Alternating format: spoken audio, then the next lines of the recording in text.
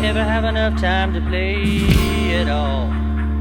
You know everybody wants to walk in someone else's shoes. Everyone's forgot who they are. Welcome back to Otter Creek and Rio Grande. It's a brisk October 1st morning, and as you can see, track crews are busy laying track. And in full disclosure, Oliver misread the blueprints and accidentally laid a number 4 turnout instead of a number 6. It's a good thing that LT Laster was there, because the fellas were going to tar and feather him, but they got it all worked out, relayed a number 6, and so this spur track here is all we have left to lay in this area. And then this spur track, I need to go in and cut out every other tie and go ahead and extend it all the way to the end of the plywood. And then I will be finished with Trackwork in Silver Gulch.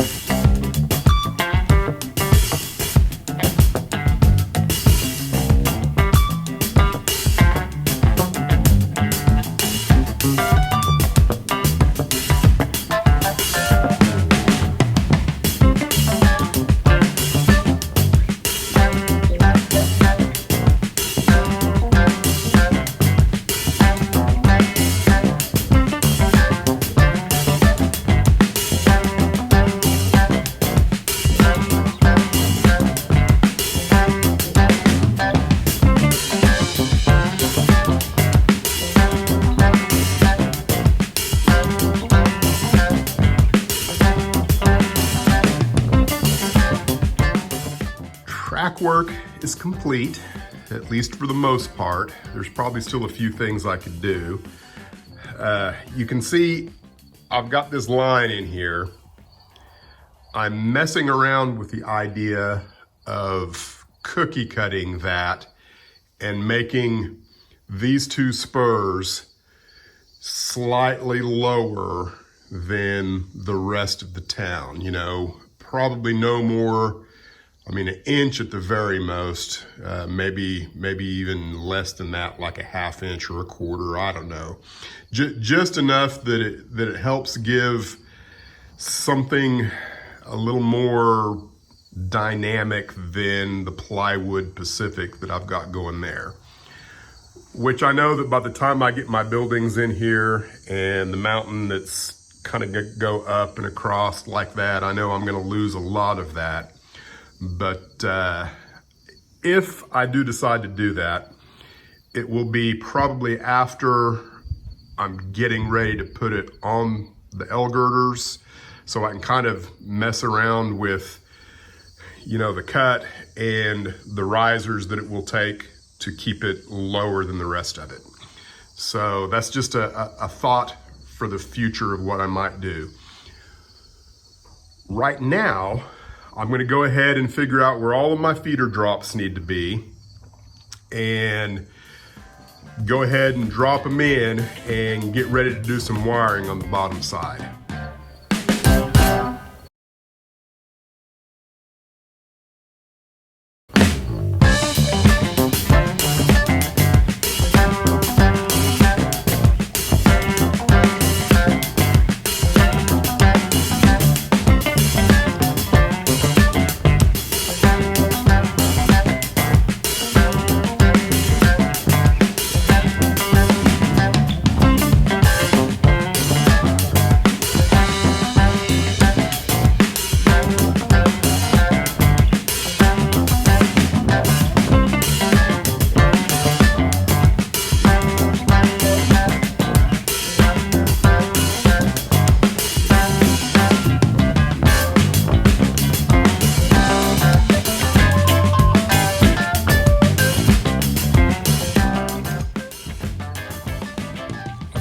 feeder drop strategy, so I thought I'd share that. This will be my collection point, and as you're viewing it now is how it will be on the bottom side of of the plywood.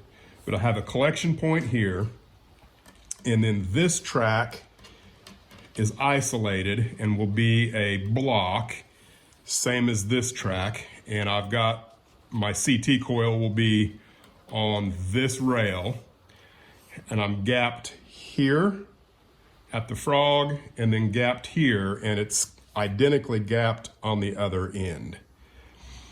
This one's a little different because I've got turnouts on this track up there, so it involved a little more thinking, but there's nothing difficult about this. You just have to, you know, trace where your electricity is going to go and understand where your gaps are and where they need to be.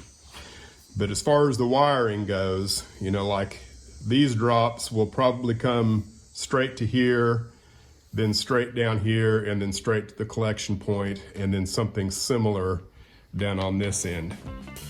So now I know where to drill and where to put my wires.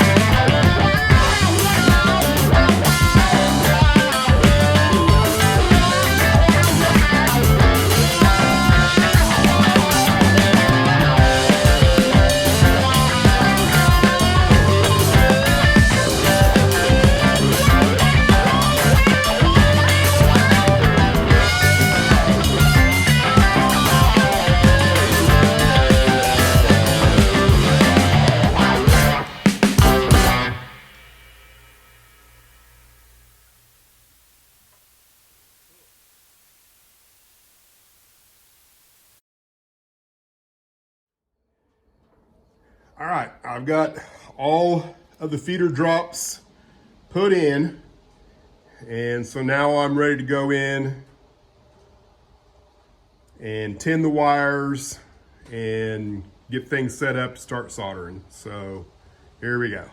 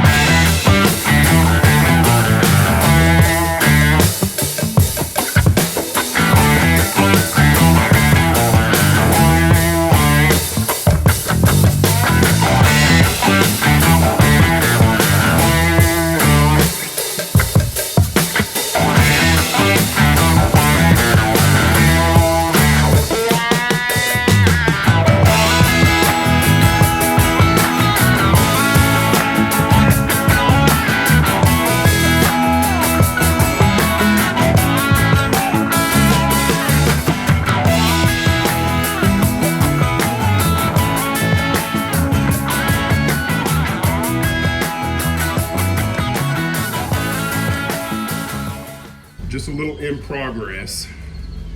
If you're new to the channel, one of the things that I do that's a little different than most people is I create collection points for all of my feeder drops. So I'll come in with my number 12 bus line and run it across the bottom of the board and then solder directly. I'll bare some wire and just wrap the feeder drops around the bared wire, where I'll have blue on one side, white on the other, so they're nowhere touching each other. It'll make sense eventually, but that's where I'm at now. As you can see, I've kind of got all of the feeder drops here, kind of figured out where they need to collect at, so that I know where what I call my telephone poles are. And so I'm at a point now where I got to think about, where is my PSXX1? I don't know how I ended up with a PSXX1. I thought I was getting a PSX1. I don't know what the difference is. Hopefully it's just newer and better. But I got to figure out, where does that need to be, and where does my LCC nodes and motherboards and daughter boards and all that good stuff needs to go.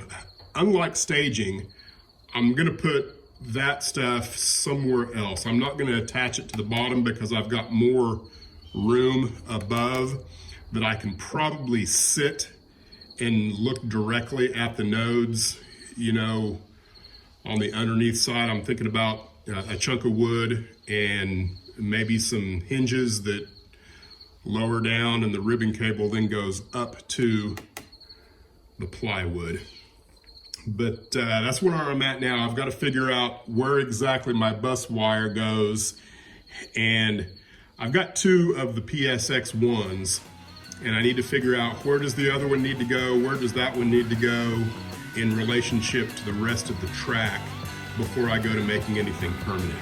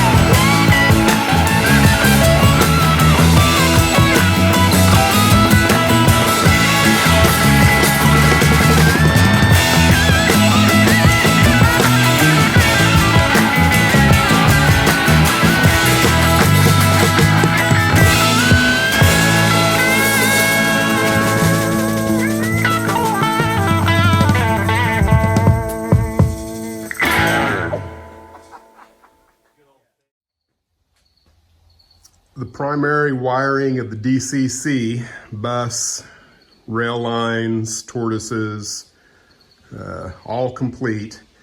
So the next thing I need to do is flip it over, jump some power, some DCC power in, and give it a test, because the tortoises, you know, You can probably try and apply logic to it, but every time I do, I end up with the same result.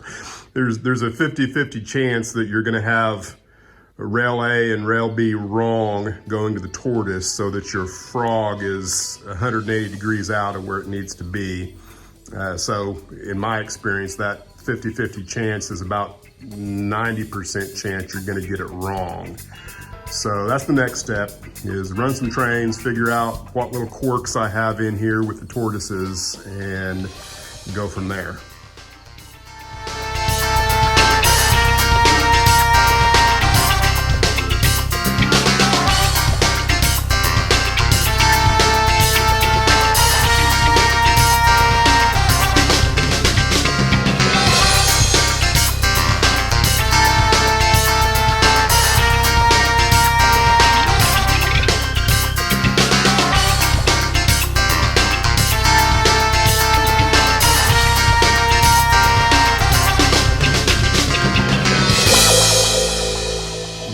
No shorts so far.